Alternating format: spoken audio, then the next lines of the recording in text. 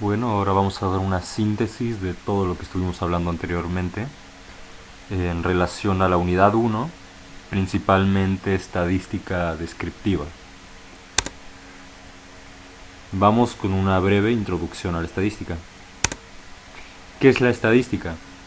La estadística es un conjunto de técnicas que, partiendo de la observación de un fenómeno, nos permite conseguir conclusiones útiles. Esta nació como herramienta de gobierno para conocer la situación del Estado, del nombre estadística, y hoy en día es una metaciencia. Dígase, aporta herramientas a todas las ciencias.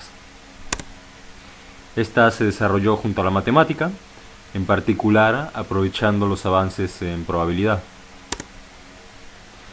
La estadística se divide en dos grandes ramas.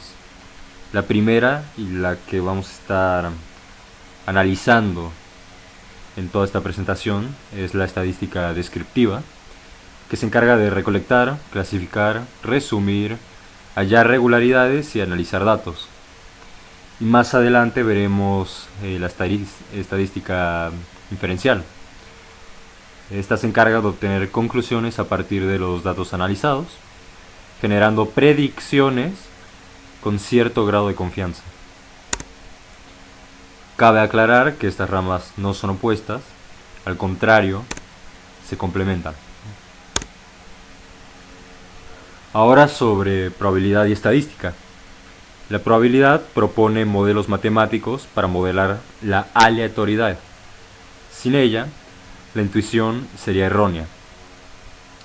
Y de aquí surge una paradoja bastante popular, que es la paradoja del cumpleaños. Esta plantea lo siguiente: ¿cuál es la probabilidad de que dos personas compartan cumpleaños en un grupo de 23 personas? ¿Cómo solucionamos esto?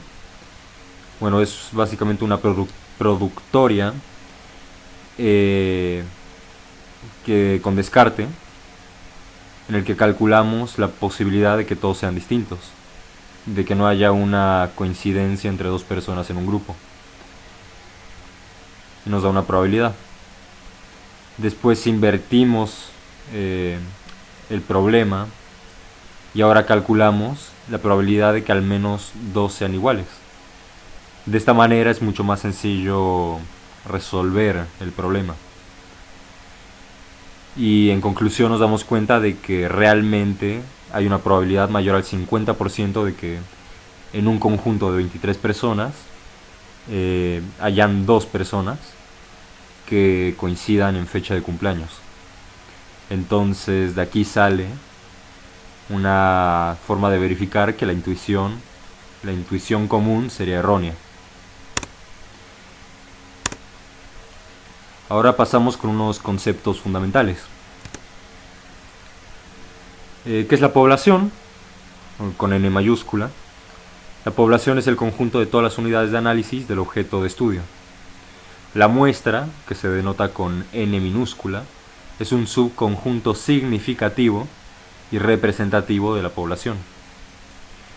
Un parámetro es una característica numérica de la población, y un estadístico o estimador es una característica numérica de una muestra. Aquí podemos ver que hacemos una diferencia entre población y muestra. Variables. Las variables son propiedades o características de los elementos de una población. Estas se dividen en cuantitativas, discretas si se cuentan en valores enteros, o continuas si requieren medidas intermedias, o cualitativas, que son nominales si no siguen un orden, u ordinales si sí lo siguen. Ahora con las etapas del método estadístico. Primero, planteamiento del problema.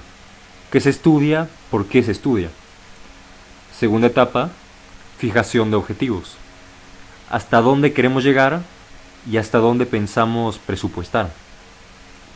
3. Formulación de hipótesis. Esta sería una explicación provisional e importante, debe ser susceptible de verificación.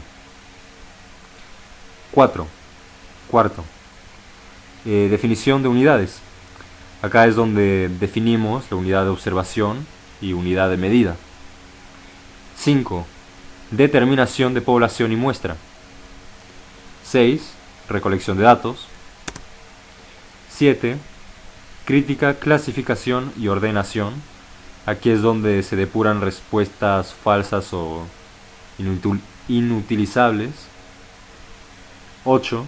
Tabulación. Se crea una tabla para simplificar la comprensión de los datos. 9. Presentación. Esta presentación no debe de contener redundancia. No deberíamos meter, por decir algo, gráficos sin sentido, porque esto solamente llevaría a una confusión. Solo tenemos que meter lo que realmente aporte. 10. Análisis. Aquí es donde se cristaliza la investigación. Se redactan conclusiones definitivas. Y 11. La publicación. Toda conclusión es digna de ser comunicada en un auditorio, porque es posible que otras personas estén interesadas en nuestro trabajo. Ahora pasamos con la distribución de frecuencias, que consiste en agrupar datos. Con los tipos de frecuencia hablamos de frecuencia absoluta, f sub i, cantidad de veces que una modalidad fue observada. Tenemos frecuencia relativa, que sería h sub i, o lo que sería la frecuencia absoluta sobre la cantidad total de elementos, que sería una proporción respecto al total, y este valor va en un rango de 0 a 1, que porcentualmente nos daría un valor de 0% al 100%. Y la frecuencia acumulada, o f mayúscula sub i, es la suma progresiva de las frecuencias absolutas. Ahora sobre los intervalos de clase. Un intervalo se usa cuando la variable es cuantitativa continua o los datos son muy numerosos, que suele ser lo común. Y de acá surgen algunas preguntas. ¿Cuántas clases deberíamos usar? ¿Por qué? Porque si usamos muy pocas clases o muchas clases, realmente no nos sirve hacer intervalos. Entonces tomamos como un punto de referencia fuerte el tema de la regla de Sturges, que nos daría la cantidad de clases a usar, denotado con K. Acá está la fórmula, n siendo la cantidad de datos que hay. Ahora, sobre la amplitud, es muy simple la fórmula también, solamente que tenemos el dato de mayor valor menos el dato de menor valor sobre la cantidad de clases, o sea K. Y por último la marca de clase, que sería el punto medio de cada intervalo.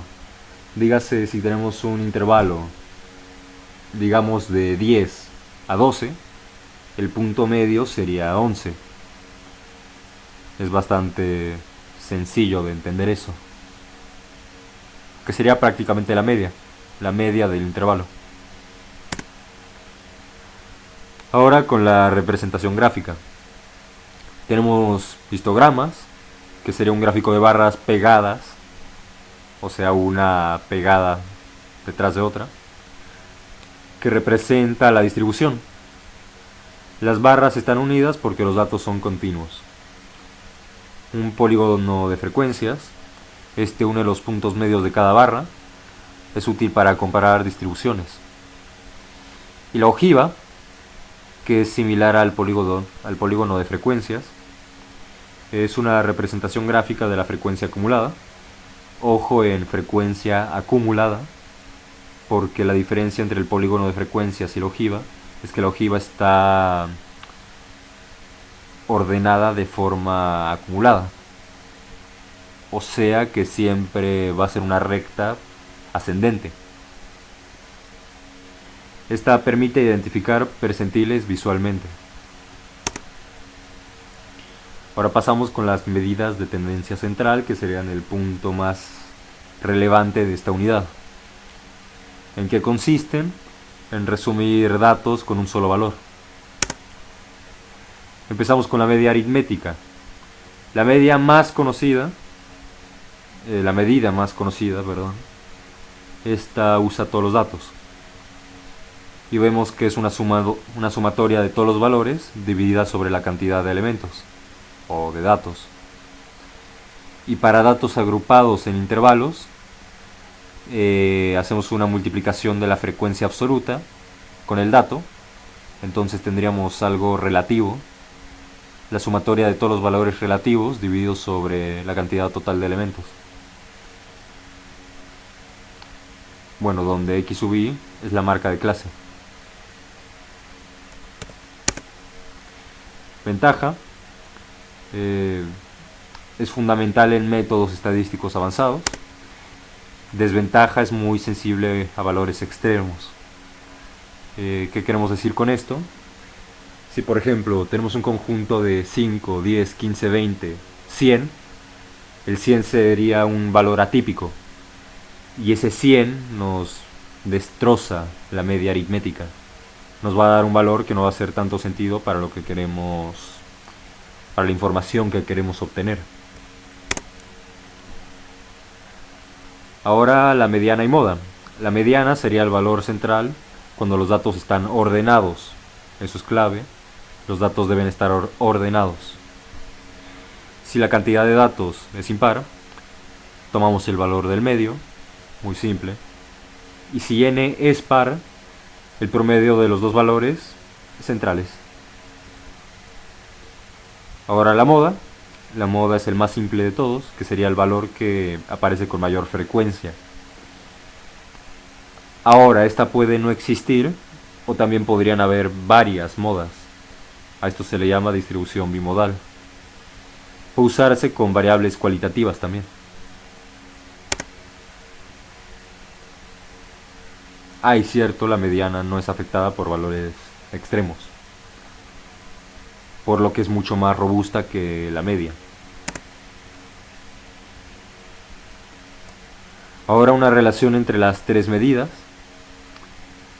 En una distribución simétrica, la media, la mediana y la moda, las tres son bastante semejantes, si no es que idénticas. En una distribución asimétrica positiva, o sea que hay un sesgo o que tiene una cola a la derecha, la moda está hasta la izquierda, la mediana está en medio y la media a la derecha. Y en una distribución asimétrica negativa, tenemos un sesgo o cola a la izquierda. Y esto significaría que la media está hasta la izquierda, la mediana está en medio y la moda está a la derecha. Ahora pasamos con medidas de posición. ¿Qué son las medidas de posición? Estas dividen el conjunto de datos ordenados en partes iguales. Permiten ubicar un dato respecto al resto de la distribución. ¿En qué consiste? Visualicemos este rectángulo imaginario. Entonces, por ejemplo, con los cuartiles, tenemos 3 cuartiles. Haríamos 3 cortes en ese rectángulo. Estos 3 cortes separarían el rectángulo en 4 partes perfectas. Entonces de ahí surge la idea de la división por cuartiles. Divide en 4 partes iguales este rectángulo, en el que el cuartil número 2 sería la mediana, dígase el 50% o la mitad del rectángulo. Los deciles, que van del 1 al 9, dividen en 10 partes iguales este rectángulo, con el decil número 5 siendo la mediana. Y los percentiles, que serían como la navaja suiza dentro de las medidas de posición, dividen en 100 partes iguales este rectángulo. ¿Por qué digo que es como una navaja suiza? Porque los cuartiles y deciles ambos entran dentro de los percentiles. Entonces es una forma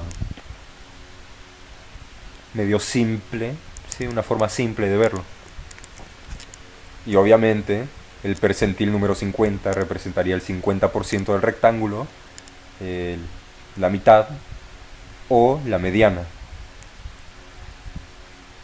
Por ejemplo, estar en el percentil 80 significa superar al 80% de los demás en cierto tema. Ejemplificamos con un estudiante de informática. Si un chico dice que está en el percentil 80, significaría que sacó mejor nota que 80% de la clase. O podría ser que sacó de un 8 para arriba. Ese es el tipo de análisis que se hace con estas medidas de posición. Ahora vamos con el rango intercuartílico. Identificación de outliers, que es un outlier, un valor atípico. El rango intercuartílico, RIC en español, acá está en inglés, es básicamente la diferencia entre el cuartil 3 y el cuartil 1. Este mide la dispersión del 50% central de los datos y es robusto frente a valores extremos. Y ahora, con el tema de los outliers, un valor es atípico, sí, y planteamos este rango. Un rango en el que tenemos un límite inferior y un límite superior. Si un valor va por debajo del límite inferior, es considerado un valor atípico. Por ejemplo, en el conjunto que dijimos hace ya rato, que era como 5, 10, 15, 20 y 100, el 100 es un valor atípico. Y ahí estaría superando muy seguramente un límite superior, que sería el de esta parte. Todo esto se visualiza con el boxplot, el diagrama de caja y bigote, que representa los cuartiles, el límite inferior, límite superior, y también llega a mostrar los outliers, los valores atípicos. Ahora pasamos con las medidas de dispersión. Estas tratan de qué tan dispersos están los datos dentro de un conjunto. Primero, ¿por qué debemos medir la dispersión? Dos conjuntos de datos pueden tener la misma media, pero diferir mucho en cómo están distribuidos. Y acá vemos dos conjuntos que tienen la misma media, pero uno es claramente más disperso que el otro. La dispersión indica la variabilidad de los datos, y la media es más representativa cuando la dispersión es baja. ¿Por qué? Porque todos los datos, al estar más pegados, hacen que la media tenga mucho más sentido. Nos da mucha más información que si todos los datos estuvieran dispersos. Ahí la media sería no menos útil, o más bien no inutilizable, pero sí menos útil. Vamos con rango y varianza. El rango es la medida más simple de todas, que sería el valor máximo menos el valor mínimo de un conjunto de valores. Este es fácil de calcular, pero es muy sensible a los extremos. Y la varianza, esta mide la dispersión promedio respecto a la media.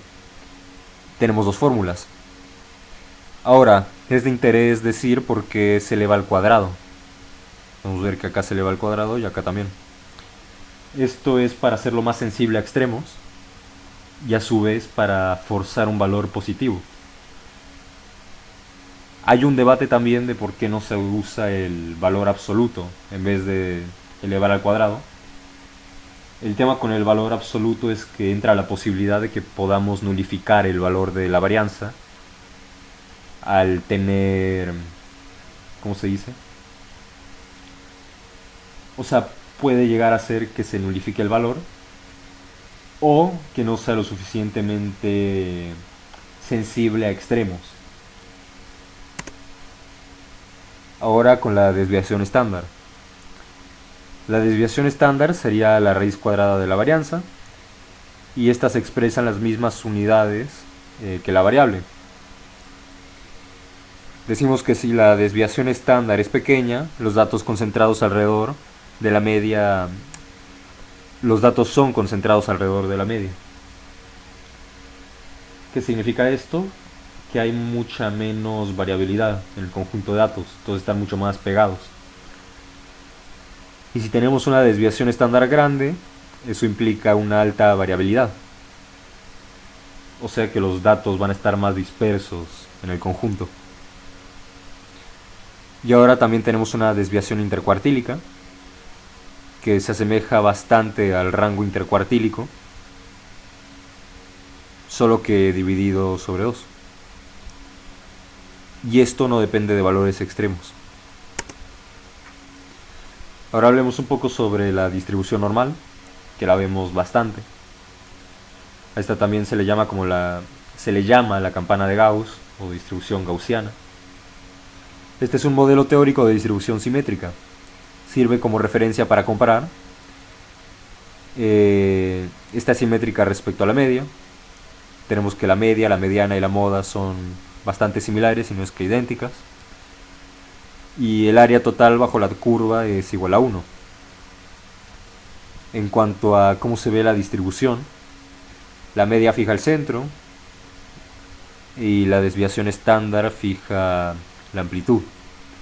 Entonces vemos que con solamente 2 valores podemos definir completamente una distribución normal. Muchos fenómenos naturales y sociales se aproximan a esta distribución. Ahora pasamos con las medidas de forma, ya en forma de cierre. En particular, la simetría y la kurtosis. ¿Qué es la simetría? La simetría describe hacia dónde se extiende la cola de la distribución. Podríamos tener una distribución simétrica, que sería nuevamente que la media, la mediana y la moda son similares, si no es que idénticas. Podríamos tener una simetría positiva, en la cual la cola se extiende hacia la derecha, o sea que hay un sesgo a derecha, o la simetría negativa, en la que la cola va a la izquierda, o también se puede decir que hay un sesgo a la izquierda. Y sí, básicamente la simetría describe hacia dónde se extiende la cola. Yo ahora hablando sobre kurtosis. La kurtosis mide el grado de concentración de los datos alrededor de la media. Esta indica qué tan picuda o achatada es una distribución. Con esto estaríamos hablando del pico de la campana. Ahí tenemos una fórmula, la fórmula para calcular kurtosis, y es de interés decir que la distribución normal, en la distribución normal la kurtosis es de 3.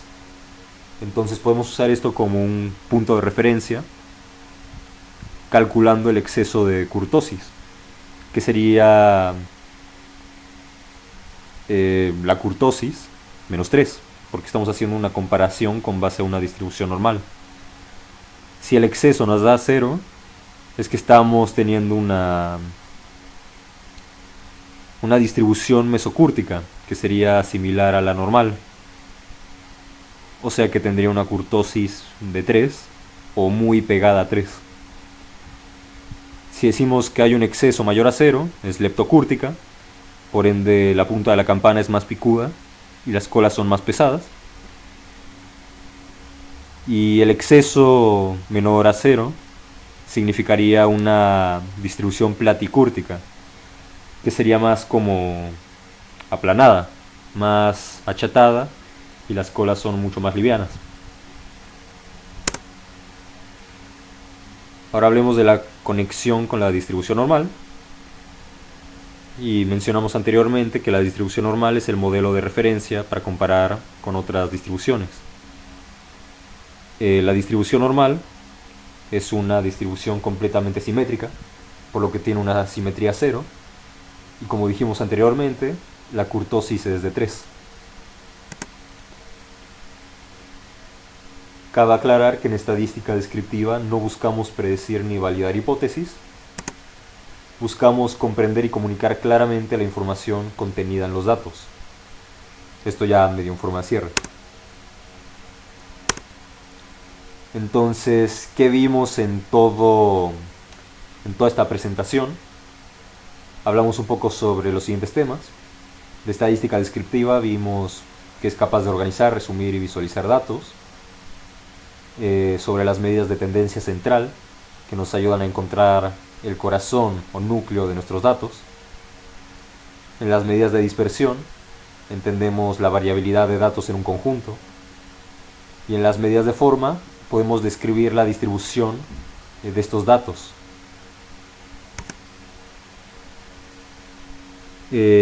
Concluimos que los conceptos vistos no son fórmulas aisladas, sino que son herramientas para resumir y organizar información, describir el comportamiento de los datos, comparar distribuciones, extraer conclusiones basadas en evidencia. Y por último, la estadística no elimina la incertidumbre, nos enseña a cuantificarla, comprenderla y trabajar con ella. Muchas gracias, y termino la presentación con una frase que me fascina. En Dios confiamos, todos los demás deben traer datos.